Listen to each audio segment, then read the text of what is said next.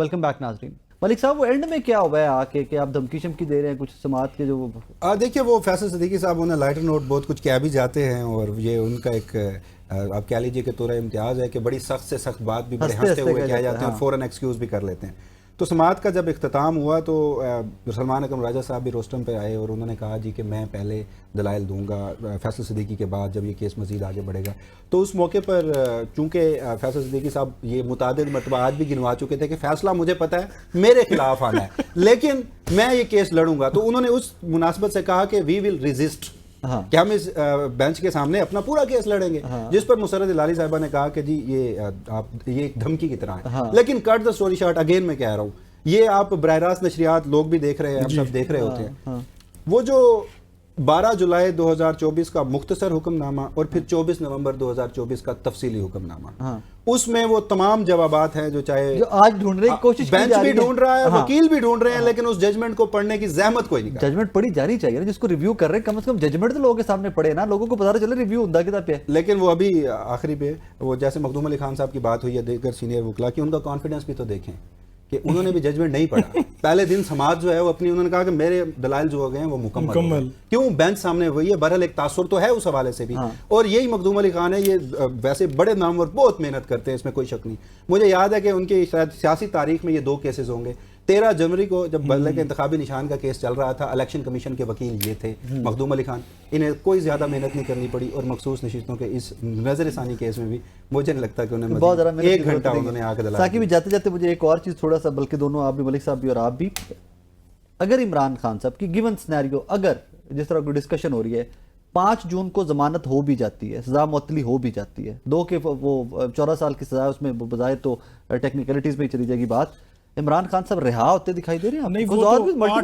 8-9 مئی کے جو لاہور کے کیسز ہیں وہ ابھی تک آپ کو پتہ ہے پچھلے دنوں وہ بینچ ٹوٹ گیا, جج صاحب ملتان جانا تھا, تو وہ اب بینچ بیٹھے گا, بلکہ بینچ بنے گا تو پھر بیٹھے گا نا. ابھی تو بینچ میرے خیال میں بنا بھی نہیں ہے لاہور ہائی کورٹ کا, تو 8 کیسز تو سیدھے سیدھے وہ ہیں. ٹھیک ہے. اس کے علاوہ یہ اکتوبر نومبر میں جو احتجاج ہوا ہے, ان میں بھی خاص طور پر یہ G10 والا جو جس میں مرڈر کا ہے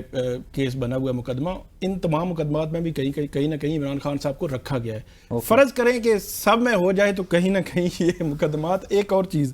ایف آئی اے کے حوالے سے آپ نے سنا ہوگا, وہ 1971 والی ایک ویڈیو تھی, تو اس پہ ایف آئی اے انکوائری کر رہے ہیں, وہ ابھی ایف آئی اے کے پاس فائل پڑی ہوئی ہے. ایک اور معاملہ تھا جو پچھلے دنوں یہ پی ٹی آئی کی ساری لیڈرشپ کو اسلام آباد پولیس جو جے آئی ٹی بنی ہوئی تھی وہ بلاتی تھی. یہ 2 کیس جو ہے وہ پڑے ہوئے ہیں ایف آئی اے کے پاس, تو فائلیں کھلنے میں تو کوئی ٹائم نہیں لگتا. تو میں نے اس لیے آپ کو بتایا حالات سازگار ہوں گے تو چیزیں ساری میرے خیال میں وہ تو 1 سیکنڈ میں مینیج ہو جائیں گی نا, وہ تو انگوٹھا لگوانے مشین بھی جیل چلی جائے گی. جی سب کچھ جو ہے وہ دیکھیے, اگر ویسے تو عدالتی محاذ پہ جتنے بھی مقدمات ہیں وہ تو ثاقب بشیر صاحب نے بتائے, اب سیاسی محاذ پہ بھی ہم کو اس طرح کی انگیجمنٹ یا ڈیولپمنٹ ہوتی نظر نہیں آ رہی.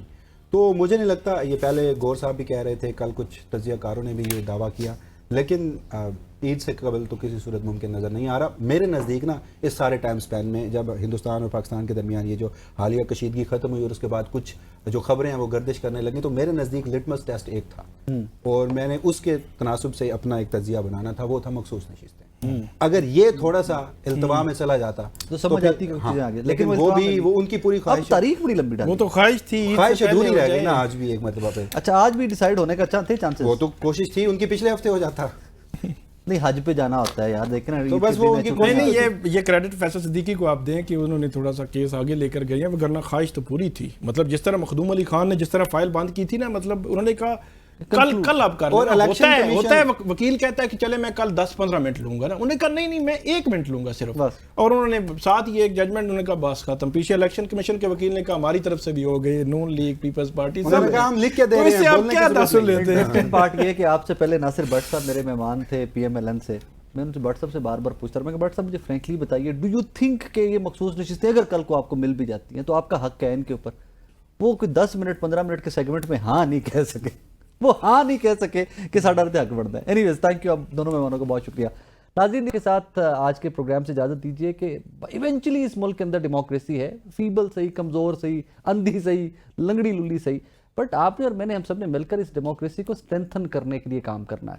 ہماری طرف سے تنقید, ہماری طرف سے غلطیوں کوتاہیوں کی نشاندہی کوئی صرف یہ نہیں ہے to mock somebody, it's just to highlight that کہ ہمارے سسٹم کے اندر یہ فلاز ہیں, we need to fix them. I hope and pray in days to come ہم سب جن چیزوں کو ہائی لائٹ کرتے ہیں ان کو فکس کرنے میں بھی ہمیں جب چیزیں نظر آئیں فکس ہوتی تو ہم آپ کو وہی بتائیں. اپنا بہت سارا خیال رکھیے گا, دعا میں یاد رکھیے گا.